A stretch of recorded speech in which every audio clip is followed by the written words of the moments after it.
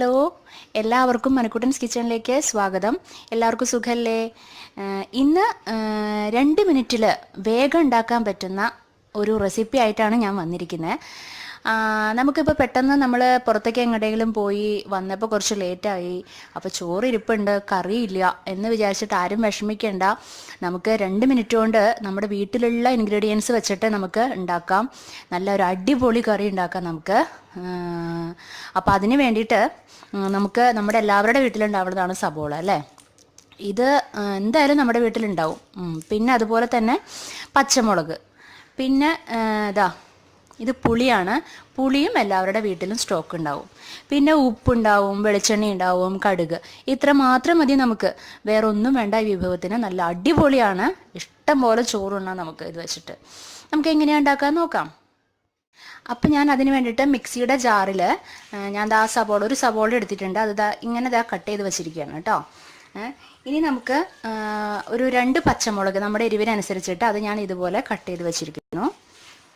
അത് ആഡ് ചെയ്തു. പിന്നെ പുളി കുറച്ച് മതി, ടാമറിൻ കുറച്ച് മതി. പിന്നെ ആവശ്യത്തിന് ഉപ്പ് വേണം, ഉപ്പ് ആഡ് ചെയ്യുക. ഇത്ര മതി. ഇനി നമുക്ക് ഇതൊന്ന് ഗ്രൈൻഡ് ചെയ്തെടുത്തിട്ട് വരാം കേട്ടോ. വെള്ളം ചേർക്കണ്ട, നിങ്ങൾ നന്നായിട്ട് ഗ്രൈൻഡ് ചെയ്യുക. അതിനാണ് മിക്സിയുടെ ചെറിയ ജാർ എടുക്കാൻ പറയുന്നത്. അപ്പോൾ നമുക്ക് വെള്ളം ചേർത്തില്ലെങ്കിലും നന്നായിട്ട് ഗ്രൈൻഡ് ചെയ്യാൻ പറ്റും. ഓക്കെ, ഇത് ഗ്രൈൻഡ് ചെയ്തെടുത്തിട്ട് വരാം കേട്ടോ. കണ്ടില്ലേ, നന്നായിട്ട് ഗ്രൈൻഡ് ചെയ്ത് കിട്ടിയിട്ടുണ്ട്. ഒട്ടും വെള്ളം ചേർത്തിട്ടില്ല കേട്ടോ. അത് മിക്സിയുടെ ചെറിയ ജാറിലായിട്ടാണെങ്കിൽ നമുക്ക് നന്നായിട്ട് ഗ്രൈൻഡ് ചെയ്യാൻ പറ്റും. വെള്ളം ഒട്ടും ചേർക്കരുത് കേട്ടോ. സബോളയിലുള്ള ആ നീര് വെച്ചിട്ട് തന്നെ നമുക്ക് നന്നായിട്ട് അരച്ചെടുക്കാൻ പറ്റും. ഓക്കെ, അപ്പോൾ ഞാൻ സ്റ്റൗവിൽ ചെറിയൊരു പാൻ വെച്ചിട്ടുണ്ട്. പാൻ നന്നായിട്ട് ചൂടായിട്ടുണ്ട്. നമുക്ക് കുറച്ച് കോക്കനട്ട് ഓയിൽ ഒഴിക്കാം അതിൽ.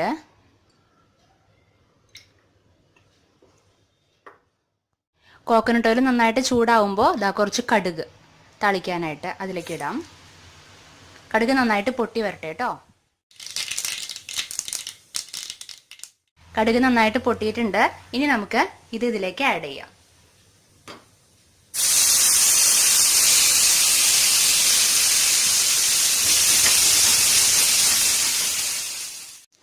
ആഡ് ചെയ്തു.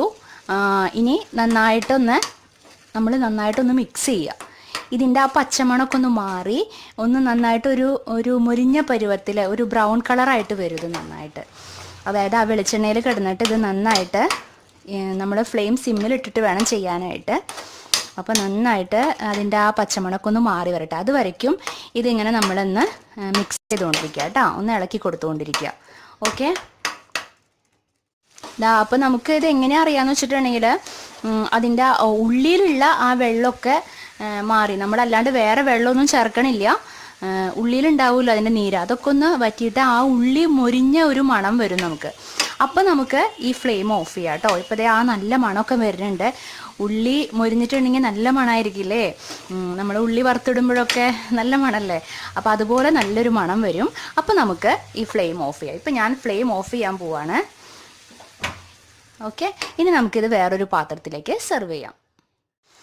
എന്ത് മണാന്നറിയോ, നല്ല മണ, നല്ല ഉള്ളിയുടെ മുരിഞ്ഞ നല്ല മണം വരുന്നുണ്ട്. നമുക്ക് ഇത് മാത്രം മതി കേട്ടോ ചോറുണ്ണാനായിട്ട്. നല്ല ടേസ്റ്റിയാണ്, ഞാൻ ഉറപ്പ് പറയണു, നല്ല ടേസ്റ്റിയാണ്. വേഗം ഉണ്ടാക്കാൻ പറ്റില്ലേ നമുക്ക്. നമ്മുടെ വീട്ടിൽ എല്ലാവരുടെ വീട്ടിലുള്ള ഇൻഗ്രീഡിയൻസ് വെച്ചിട്ട് നമുക്ക് പെട്ടെന്ന് ഉണ്ടാക്കാം. നല്ല ടേസ്റ്റിയാണ്. ഓക്കെ, അപ്പോൾ ഇഷ്ടപ്പെട്ടോ നിങ്ങൾക്ക്? ഈ റെസിപ്പി ഇഷ്ടമായെന്ന് വിചാരിക്കണു. അപ്പോൾ ഇഷ്ടപ്പെട്ട് കഴിഞ്ഞിട്ടുണ്ടെങ്കിൽ ഈ വീഡിയോയ്ക്ക് ലൈക്ക് ചെയ്യാനും കമൻറ്റ് ചെയ്യാനും ഷെയർ ചെയ്യാനും ഒന്നും മറക്കരുത് കേട്ടോ. അപ്പോൾ ഇനി പുതിയൊരു വിഭവമായിട്ട് അടുത്ത എപ്പിസോഡിൽ നമുക്ക് വീണ്ടും കണ്ടുമുട്ടാം. Okay, bye, thank U.